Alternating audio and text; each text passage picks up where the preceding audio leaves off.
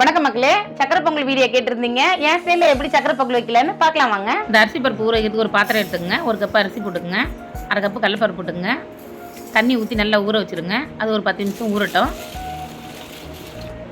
ஒரு 10 நிமிஷம் ஆனோடனே கேஸை பற்ற வச்சுக்கோங்க. எந்த பொங்கல் சட்டியில் பொங்க வைக்க போகிறோமோ அந்த பொங்க பானையை எடுத்து வச்சுருங்க. ஒரு கப்பு பால் ஊற்றிக்கிங்க, 3 கப்பு தண்ணி ஊற்றிக்கிங்க.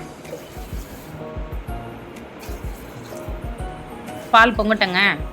2 கப்பு வெல்லம் நல்லா தூள் பண்ணி வச்சுருக்கேன், அதை ஒரு பாத்திரத்தில் வச்சுக்கோங்க. ஒரு கிளாஸ் தண்ணி ஊற்றிக்கிங்க, நல்லா கொதிக்க விடுங்க. கொதிக்க விட்டு நல்லா சுண்ட விடுங்க.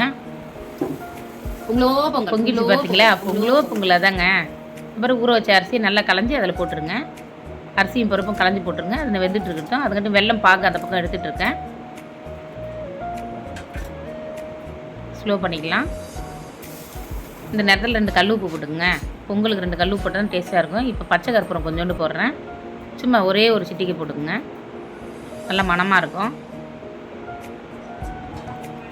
காசு வச்ச பாகு எடுத்து வடிகட்டி ஊற்றிடுங்க. அடியில் மண்ணெலாம் இருக்கும், அதனால் கொஞ்சம் தான் நல்லா திக்கு பால் எடுத்து ஊற்றினீங்கன்னா நல்லாயிருக்கும். பாகு நல்லா எடுத்திங்கன்னா பொங்கல் நல்லா 2 கிண்டி ஒரு கொதி வந்தோன்னா கூட இறக்கி வச்சிடலாம். தண்ணியாக இருந்தால் இன்னும் கொதிக்க விடணும். அதனால் திக்கு பால் தான் நான் பாகு எடுத்தால் நல்லாயிருக்கும். பாருங்க, தட்டி வச்ச 4 ஏலக்காவை அது மேலே போட்டுருங்க. அவ்வளோதான், 2 கிண்டுங்க. நல்லா 4 ஸ்பூனு நெய்யை ஊற்றி நல்லா சூடு பண்ணுங்கள். ஒரு ஸ்பூன் நெய்யை அதில் ஊற்றிடுங்க. பொங்கலில் ஒரு கிண்டி விட்டுருங்க. இப்போ அதிலே முந்திரி பருப்பு திராட்சையை நல்லா பொரித்து அதில் மேலே போட்டுருங்க. மேலே போட்டிங்கன்னா நல்லா தலன்னு சக்கரை பொங்கல் ரெடி. சக்கரை பொங்கல் என் ஸ்டைலில் சக்கரை பொங்கல் ரெடியாக இருக்குது. இதே மாதிரி நீங்களும் பொங்கல் பண்ணிவிட்டு எனக்கு கமெண்ட் பண்ணுங்கள்.